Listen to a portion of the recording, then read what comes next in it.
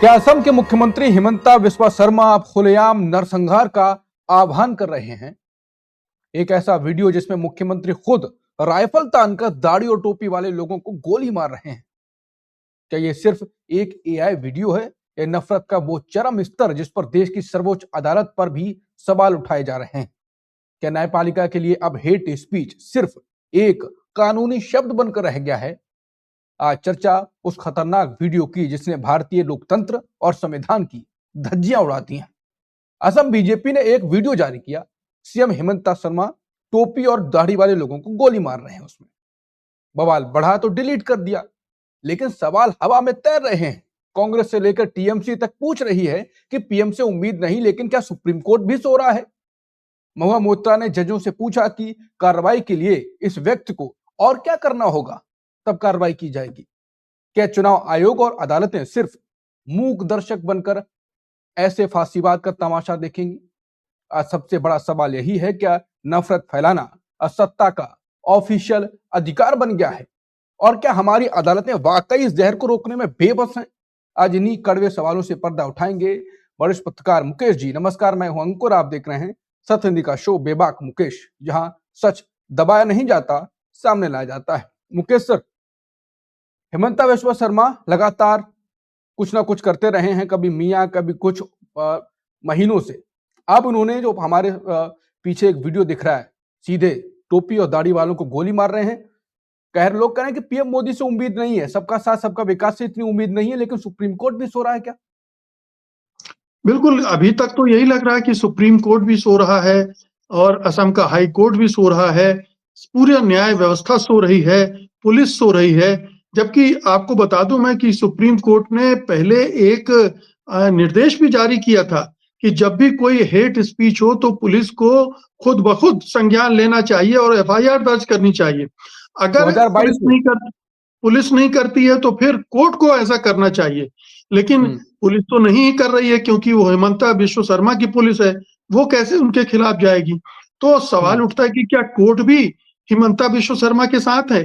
क्या कोर्ट भी उस भारतीय जनता पार्टी के साथ है जिसने इस वीडियो को शेयर किया था? क्या कोर्ट दबाव में है, राजनीतिक दबाव में है? सुप्रीम कोर्ट, हाई कोर्ट, जैसा कि बार-बार सामने आता रहा है, इस दबाव की वजह से ये स्थिति निर्मित हुई है कि एक वीडियो आता है। और ये पहली बार नहीं हुआ है अंकुर जी।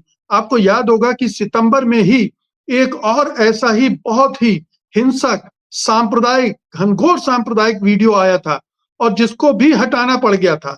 उसमें उस वीडियो में ये दिखाया गया था कि पूरे असम में मुसलमान ही मुसलमान छा जाएंगे अगर हिमंता बिस्वा शर्मा चुनाव हार गए तो। और इस तरह से भय पैदा किया गया था, मुसलमानों को खलनायक बनाने की कोशिश की जा रही है। और ये वीडियो तो भयानक है, ये तो सीधे-सीधे नरसंहार की तरफ इशारा करता है कि हम मुसलमानों को टारगेट कर रहे हैं, उनको गोलियां मार रहे हैं। इतना भयानक वीडियो तो आज तक हिंदुस्तान में किसी ने बनाया ही नहीं होगा, दिखाया, इस तरह से शेयर नहीं किया होगा। अगर आपने डिलीट कर लिया तो उससे फर्क क्या पड़ा? वो वीडियो तो 2 दिन सर्कुलेट होता रहा, पूरे असम ने, पूरे दुनिया भर ने देख लिया कि ये वीडियो किस तरह का था, उसकी भाषा की थी क्या थी, उसमें क्या-क्या कहा गया था, ये सारी चीजें तो लोगों तक पहुंच गई हैं। लेकिन अभी तक ये चीज सुप्रीम कोर्ट के जजों के कानों तक नहीं पहुंची है, हाई कोर्ट के जजों के कानों तक नहीं पहुंची है। पहुंचाने की कोशिश हुई है, याचिका दायर की हमारे मित्र कुर्बान अली और एक और वकील ने सुप्रीम कोर्ट में याचिका दायर की है। उधर असम के बहुत सारे इंटेलेक्चुअल्स ने हाई कोर्ट से अपील की है कि वो खुद ब खुद संज्ञान लेकर इस पर कार्रवाई करे। लेकिन आप देखिए कि ना हाई कोर्ट ने अभी तक कुछ किया, ना सुप्रीम कोर्ट ने कुछ किया। कायदे से तो ये होना चाहिए था कि एफआईआर दर्ज होती और बीजेपी के खिलाफ दर्ज होती, हिमंता बिस्वा शर्मा के खिलाफ दर्ज होती, उनके खिलाफ मामले दर्ज किए जाते। और ये तो ऐसा मामला है जिसमें संविधान के अनुच्छेद 14, 15 और 21 तीनों का उल्लंघन हुआ है। समानता, धर्म आधारित भेदभाव और जीवन के अधिकार, तीनों पर हमला हुआ है। और ये तो सीधे हिमंता बिस्वा शर्मा को अरेस्ट किया जाना चाहिए, जेल भेजा जाना चाहिए। और इसीलिए जो महुआ मोइत्रा कह रही हैं कि और क्या चाहता है सुप्रीम कोर्ट, ऐसा क्या हो जाए तब वो एक्शन में आएगा? क्या वो ये देख रहा है कि इससे कोई दंगा फसाद हो जाए? कोई कत्लेआम हो जाए तब वो एक्शन में आएगा, जैसा हमने मणिपुर के मामले में देखा कि मणिपुर में इतने बड़े पैमाने पर हिंसा होती रही और सुप्रीम कोर्ट चुपचाप बैठा रहा। जब बहुत ज्यादा दबाव बना तब उसने एक एक्शन लिया, और वो भी दिखाने के लिए ज्यादा था, उसका असर कुछ नहीं था। तो ये अभी चंद दिनों पहले इसी हेमंत बिश्व शर्मा ने क्या कहा था, आपको याद होगा।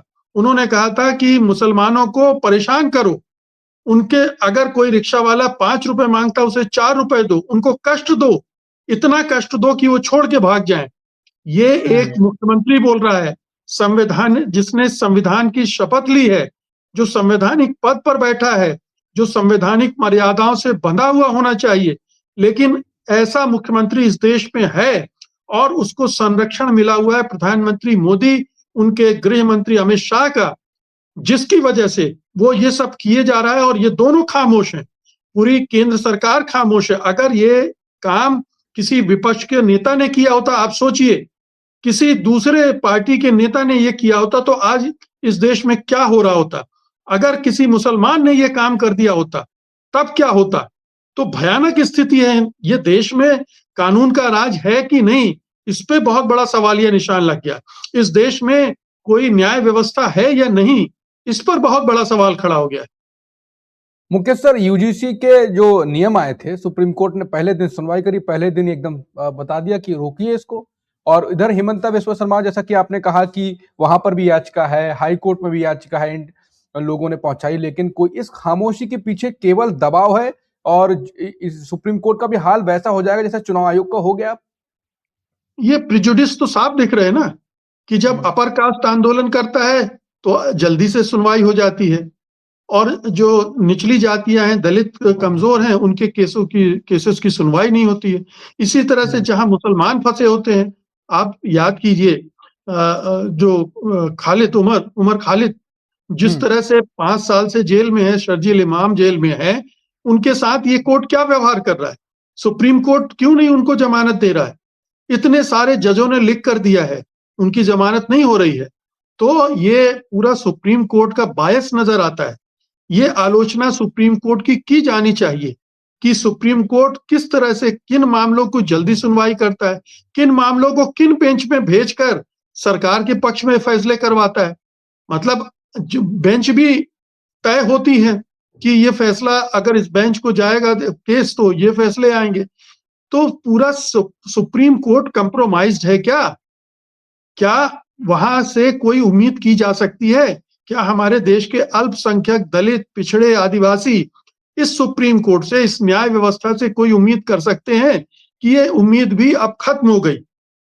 एक मुख्यमंत्री, आप सोचिए, एक प्रदेश का मुख्यमंत्री इस तरह से, और जो पार्टी सत्तारूढ़ है, न केवल असम में, पूरे देश में जिसका राज चल रहा है, केंद्र में सरकार में है, वो पार्टी अपने ऑफिशियल हैंडल से ये जारी करती है वीडियो, और एक माफी का शब्द अभी तक नहीं आया है, ना बीजेपी की तरफ से, ना बीजेपी के वो तथाकथित स्टालवर्ट नेता जो हैं उनकी तरफ से, जो सबके साथ और सबके विकास का झूठ बार बार दिन रात जपते हैं, लेकिन कुछ भी नहीं कहा है।